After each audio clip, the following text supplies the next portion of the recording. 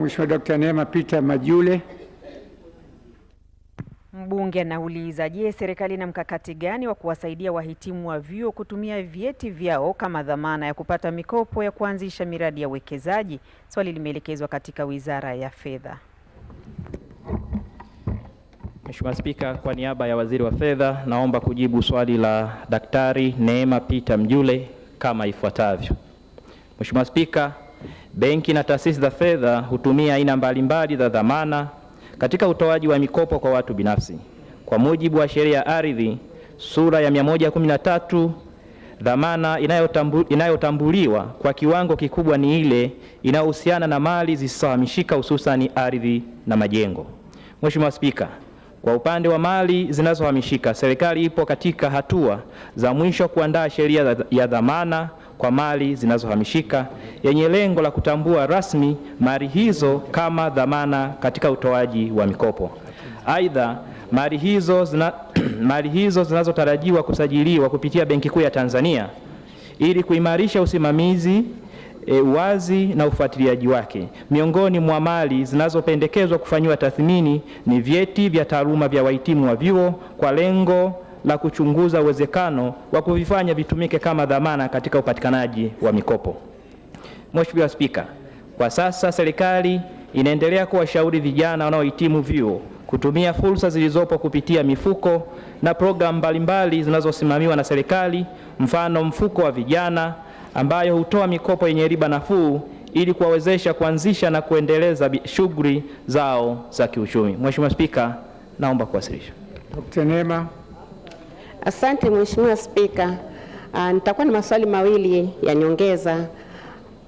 Vyuo vikuu vingi duniani sasa hivi vinaandaa wahitimu ambao wanaenda kuajiri wengine, yani wenyewe wanakuwa waajiri ili waajiri wengine, na wameanzisha Career Development Department ambao kazi yake ni kuwagroom hawa wawekezaji vijana ili watakapotoka wafungue miradi mikubwa, kuanzisha miradi na kuajiri wengine. Je, serikali ya nchi yetu ipo tayari sasa kuanza kubaini wawekezaji wakiwa bado hapo chuoni na kuweza kuwapa mikopo mikubwa ili wakafungue miradi mikubwa na kuweza kuajiri wengine? Swali la pili, je, serikali itaanza lini sasa huu mpango wa kutumia vyeti kama dhamana? Na uwekezaji ni kitu kikubwa, inahitaji mtaji mkubwa.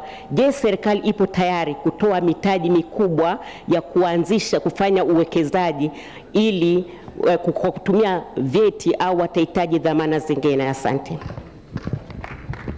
Mheshimiwa Waziri. Asante sana Mheshimiwa Spika. Kwanza nimpongeze sana Daktari Neema kwa uwezo wake mkubwa sana wa kuweza kujenga hoja hapa bungeni.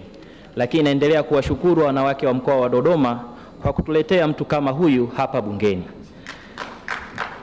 Lakini pamoja na hayo, kwanza ni kweli kabisa serikali ya Mama Samia Suluhu Hassan imeendelea kuwawezesha vijana kiuchumi na kujiajiri.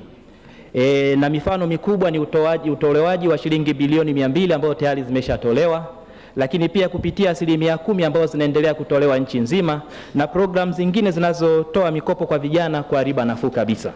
Lakini Mheshimiwa Spika, ni ukweli usiopingika ya kwamba 1% kubwa ya wanafunzi wanaomaliza vyuo vikuu wanakuwa hawana misingi ya kufanya biashara kubwa na uwekezaji mkubwa, lakini pia wanakuwa hawana elimu ya kufanya uwekezaji mkubwa pamoja na sifa zinazoendana na hizo. Kwa maana hiyo, pamoja na mawazo mazuri ambayo sasa wanakuwa nayo hawa vijana wetu wanaomaliza vyuo vikuu, bado misingi hii hawana.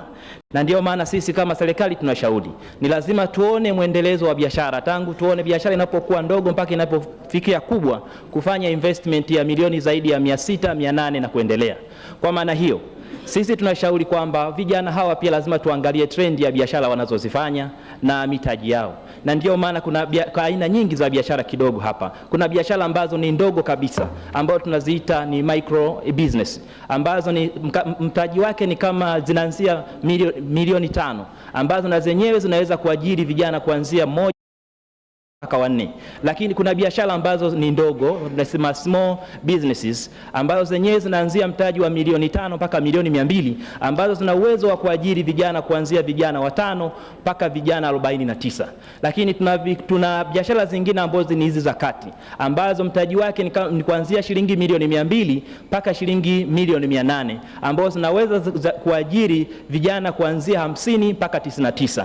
Na mwisho tuna wale kwamba sasa wafanya biashara wakubwa ambao sasa na wenyewe wanaanzia mtaji wa milioni 800 na zaidi, ambao wanaweza kaajiri watu kuanzia 100 na kuendelea.